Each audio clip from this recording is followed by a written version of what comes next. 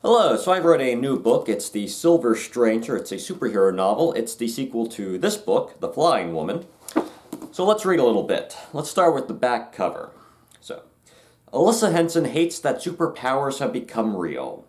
She had once dreamed of exploring outer space, but kept her feet on the ground and settled for a more conventional life. And now, people are soaring overhead, outracing sound, transforming into photons, and so much more. It's unnatural, it's weird, it's dangerous, and it needs to stop. The villainous Dr. Hades agrees. When Alyssa acquires power of her own, she joins forces with the terrific trio's archenemy to erase all superhuman abilities, even those of her heroic best friend, in order to save the world. In this exciting sequel to The Flying Woman, a new vigilante emerges as the Silver Stranger, a mysterious mind reader who would rather spy on the thoughts of others than examine her own. Alright, now let's take a look at the first chapter. All lanes on the Poseidon Bridge stopped dead, though not due to any obstructions in the road. The winged unicorns were fighting the terrific trio in the sky, after all, leaving drivers free to proceed. But whether entering the island of Olympus City or exiting to Santa Monica, they all rated their destination far less compelling than the spectacle taking place high above the water.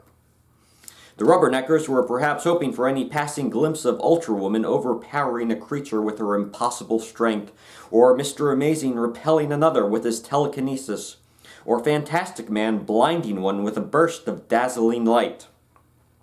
Several spectators poked their heads and arms out windows or emerged from their vehicles entirely and congregated along the guardrails. Some photographed, some filmed, some simply watched in wonder. All enjoyed the show. It was entertainment plus a jolt of adrenaline. More than likely, the fate of the city was at stake, maybe the fate of the world. But wasn't it spectacular? Alyssa Henson held her gaze straight ahead, her narrow face resting in a frown. She sat in the back of a taxicab, one piece of luggage at her side and the remainder in the trunk, as she waited for forward momentum to resume and carry her into Olympus, to her new life. Right now, she could focus on nothing but one little girl. The child had climbed up the concrete guardrail and was holding on to the metal bar, the only thing separating her from a 100-foot plunge into the Pacific Ocean. The hazard did not deter her. The fearless child watched the sky as the superheroes flew higher, directing the creature's energy blasts upward, away from even the most imposing skyscrapers in the center of Olympus. A few adults stood nearby. None issued a warning to get down right this second, young lady. They faced the other way, toward the battle in the distance. The girl wobbled, then steadied herself. The momentary loss of balance failed to alert her to the reality of her own peril. Alyssa's heart thudded. The little girl leaned forward, sticking her head out over the railing. She couldn't have been more than 7. No one paid her any attention. All they had to do was tell her to get down before she fell. If they were expecting an instant superhero rescue, they were neglecting the fact that the superheroes were preoccupied battling unicorns thousands of feet away. The girl stood tall on the guardrail, and her hand vacated the bar to shield her eyes from the sun. Alyssa jumped out of the cab and stopped immediately. A pot-bellied man, presumably the father, tugged the girl off the guardrail and hoisted her onto his shoulders. From this improved perch, she waved at the superheroes. Her assistance not needed after all, Alyssa slunk back into the cab, appreciating its warmth. She wrapped her black leather jacket tightly around her bony torso. The January air was a touch too cold, but still more comfortable than back home. With her fingers, she brushed auburn hair away from her piercing eyes. "How's the view out there?" asked the cab driver, a bearded, heavy-set man. "Oh, I was just..." She decided not to get into it. "Not much better, it's all pretty far away." "I met them once," the driver said with a proud nod. "The terrific trio." Alyssa reminded herself to be polite. "That's nice." "They saved my life. I was driving my cab here and all of a sudden, bam, this huge guy, one of those supervillains, lifts my car into the air with me in it, and get this, he throws me." Alyssa got the impression the driver had told this tale a few dozen times already. His broad smile shone from beneath abundant facial hair as his hands illustrated the trajectory of the thrown car. Becoming a supervillain's projectile was the greatest thing that ever happened to the poor guy, judging from his exuberant tone. The story went on for a few minutes. Meanwhile, the cab's fare meter ticked upward, the odometer did not. And then Ultrawoman swoops down and clocks the big guy right on the... Look, there she is! The driver peered up through his windshield and pointed, his finger quivering in unbridled excitement, like he had spotted Santa Claus on Christmas Eve. Ultrawoman wrapped an arm around the unicorn's neck as they swerved over the bridge, though it was unclear which of them was steering. They twirled, and Ultrawoman's cape billowed as they tipped toward the water. Green tights and a scarlet cape, plus a fierce bird symbol of some sort on the chest. A 20-something adult was wearing, essentially, pajamas. Alyssa wondered how she showed her face in public dressed like that. She didn't. She wore a mask, as did the other two.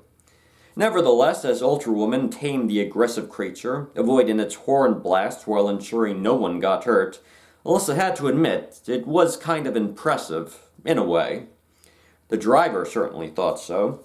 He pointed his cell phone at the action and snapped pictures, even though said action was drifting farther from the bridge and rising ever higher above the water.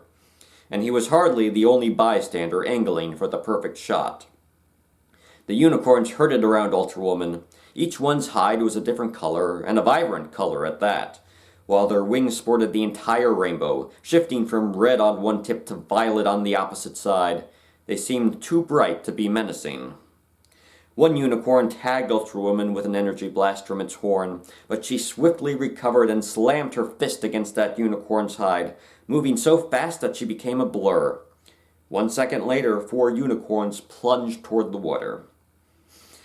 Alyssa wondered what such power would feel like. She imagined herself flying as Ultrawoman, the rushing wind against her face, the confidence of knowing she possessed greater physical strength than any person living or dead, the lack of fear that came with such might. The speed would be the best of all. Such a practical power. A super-fast person would never need to rely on a taxi, for example. The fare meter crept ever higher. More unicorns flew from the city, pursued by Mr. Amazing. He had a cape too, and his mask shrouded his entire head. Unlike Ultrawoman, he dressed almost in monochrome, clad in a dark gray up and down with the exception of a ruby letter A on his chest. His appearance was slightly less ridiculous, though the blank mask did not help. It looked like someone stuffed a tight bag over his face, and he somehow failed to notice. Mr. Amazing waved his arms in multiple directions, batting unicorns away without touching any, while Ultrawoman swirled around them at super speed, hammering her opponents from all sides.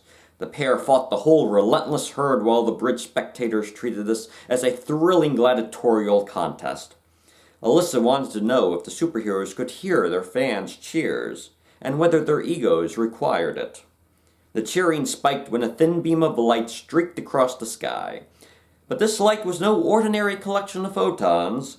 Sometimes this light was a person, a guy who answered to the name Fantastic Man. Fantastic Man's ability to manipulate light may have had some practical uses too, but his ability to transform his entire body into light, Alyssa found that unsettling. She watched the shimmering beam swerve around the unicorns, and she shuddered. The light pulsed directly at several unicorns' eyes, disorienting them while Ultrawoman and Mr. Amazing attacked. "Aren't they great?" the cab driver said. Alyssa wanted to think so. She wanted to get swept up in the excitement with everyone else. She felt the tug.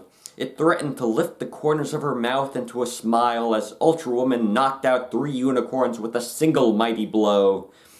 But a little girl could have died today. So that was the beginning of The Silver Stranger. It is now available on Amazon in both paperback and ebook format. So please take a look, and thank you for listening and watching. Have a great day.